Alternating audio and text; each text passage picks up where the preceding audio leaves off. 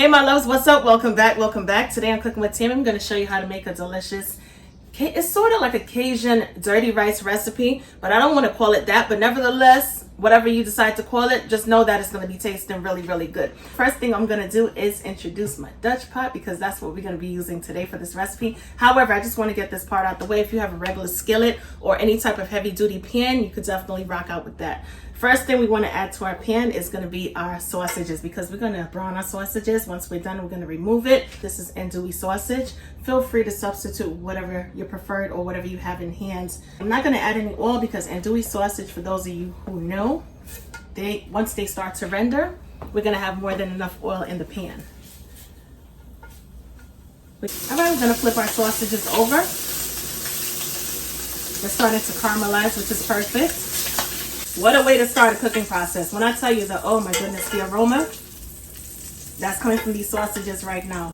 Goodness gracious. All right, we got a lot of stuff going on in the bottom of our pan, which is perfect. That's just how I like it. We're going to go ahead and add some breakfast sausage. Now, once again, use whatever you have on hand. If you have ground meat, ground turkey, rock out with either or.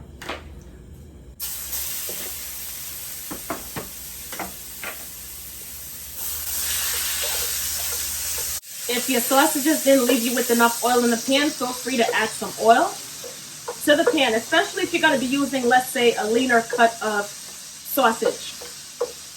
All right, breakfast sausage is finished. All right, as you can see, perfectly brown, cooked all the way through. Breakfast sausage, as most of us know, already has that, like, you know, it's pre-seasoned. So it's definitely going to contribute to our rice recipe. All right, now it's time for us to introduce some aromatics, and we're going to start off with adding some onions. For this recipe, I'm using Vidalia onions. If you want to use, let's say, maybe some shallots, you could definitely use shallots as well. A yellow onion, a white onion is not going to hurt this dish. We're going to allow our onions to cook down until they become slightly translucent. Where's our little finely chopped garlic? We're going to add some of our garlic, of course. Get the garlic in here. And we're going to give our garlic a little stir. We want the garlic to become fragrant at this point.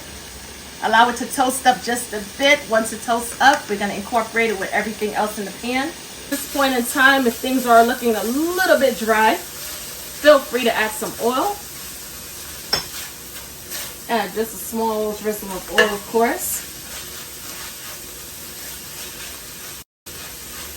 All right, once we are done doing that, we're going to add our bell peppers.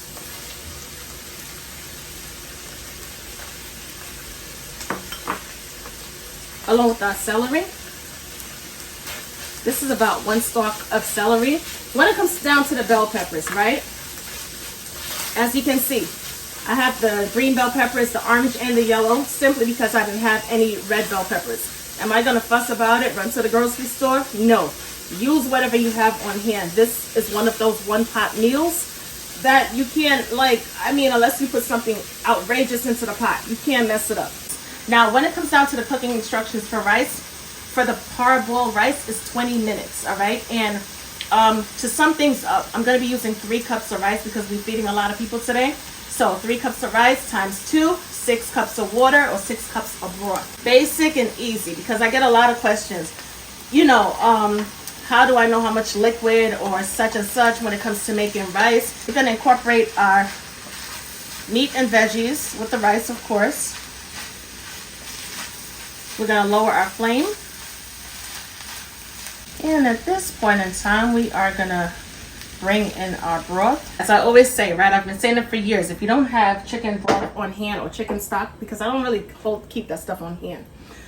Simply because sometimes when I go out and I buy the chicken stock, chicken broth, all that stuff, beef stock, and so on and so forth, I don't use it in a timely fashion, and by the time I'm ready for it, it spoils. So what I like to do is I like to add a couple pinches of bouillon, whether it be chicken or beef. Add it to a good amount of water, of course, because bouillon is very high in sodium. So you want to stretch it out really good. Add it to your water and you have your chicken broth. And that's simply it. I don't like to fuss and catch a headache when I'm cooking. Now is the time for us to add our seasonings, and this is going to be our seasonings of choice. Don't be afraid. Most of the seasonings here either have no sodium or it's low in sodium. People tend to get a little bit crazy when it comes down to the amount of seasonings. They go bananas. It's like, oh my goodness, it's going to be over salted. It's going to be, it's going to have a lot of sodium because you're adding a ton of seasonings. No, it all depends on what type of seasonings that you're going to be using. All right, we're going to start off with adding some garlic powder for an additional garlic flavor. Yes, we do have minced garlic, but this definitely has a different taste and flavor. We're also going to add some onion powder. Same thing applies, different flavor profile. And we are going to add some of our Creole seasoning. Now, I get the question a lot. What is the difference between Creole versus Cajun seasoning? When it comes to Cajun seasonings, there are more peppers involved, whether it be red peppers, white pepper, black pepper, versus Creole seasoning consists of more aromatics and more herbs. If you're going to be using Cajun seasoning instead of Creole seasoning, then you can rock out with the oregano. But Creole seasoning consists of oregano already, so we can just put that to the side. Gonna add a little bit more because this is a very, very low sodium product. You can find this on my website. We're gonna add some of my all-purpose chicken seasoning for some depth of flavor, along with a little cayenne pepper because we did use Creole seasoning, of course. That little umph of spice, along with paprika for color, and smoked paprika for smokiness. Gotta know the difference. Once you study this thing, it's like it becomes so simple, so easy. And we're also gonna add some Worcestershire sauce because Worcestershire is sweet, savory, and it has that little salty kick as well. So it's gonna balance out all of the flavors. We're gonna give it a stir once again. We're gonna add some bay leaves. If you don't have bay leaves, just leave it out. I'm gonna add my andouille sausages back to the skillet as well.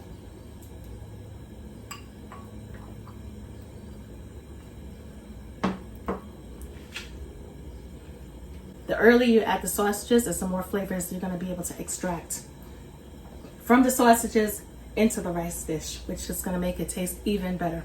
What we're gonna do is we're gonna cover it down, lower our flame to medium heat, and allow our rice to cook for about 20 minutes. 20 minutes later, and voila, my loves, this is gorgeous. Ooh, and the aroma, the aromatics coming from this pan, wow. Gonna park that to the side. During the cooking process, I went ahead and added half a cup of broth, simply because I wanted the rice to be a little bit more softer in texture.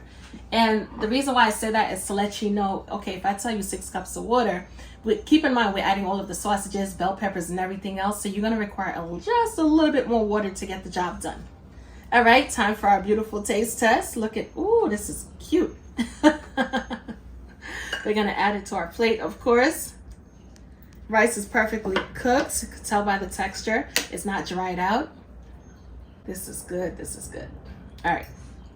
We're going to go in for our taste.